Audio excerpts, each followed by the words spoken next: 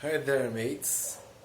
Bom, hoje aproveitando que a semana começou a Libertadores da América de futebol, fazer um post sobre futebol e soccer.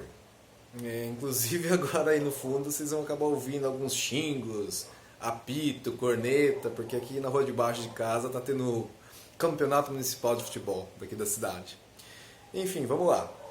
Meados dos anos 1800, havia dois esportes na Inglaterra e um nos Estados Unidos muito similares, que eram o nosso atual futebol, o rugby e o futebol americano. E as regras eram bem misturadas, eram bem parecidas. Aí, como cada um jogava de um jeito, em 1863 foi fundada a Football Association, a FA, a Associação de Futebol da Inglaterra. Os caras pegaram, organizaram, fizeram as regras, baniram o uso das mãos e criaram o goleiro que pode usar as mãos. Então aí o futebol foi padronizado e aí todo o jogo de futebol dali da Inglaterra e pouquinho depois no mundo começou a ter essas mesmas regras. Nesse meio termo, o rugby football deixou de ser futebol, ficou apenas rugby, que é o nome da universidade que supostamente ele foi criado.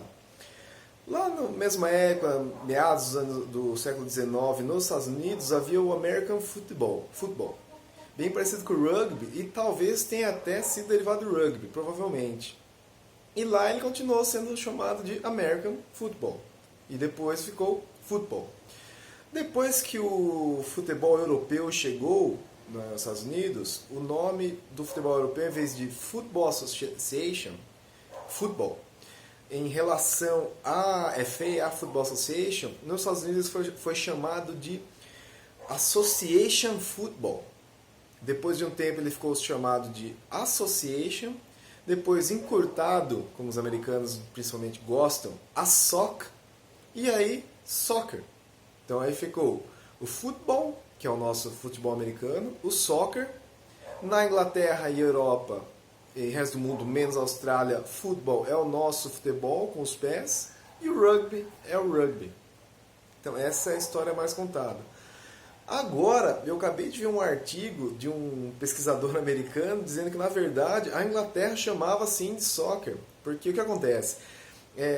Os Estados Unidos são meio que tirados no mundo, zoados no mundo do futebol por chamarem de soccer ao invés de futebol.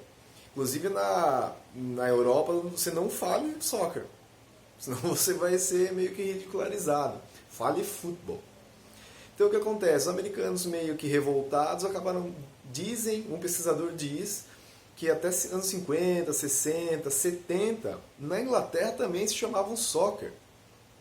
E aí eles quiseram diferenciar do soccer americano e voltaram a chamar, ou começaram a chamar de futebol. E isso que gerou a tal ridicularização dos americanos por chamarem de soccer.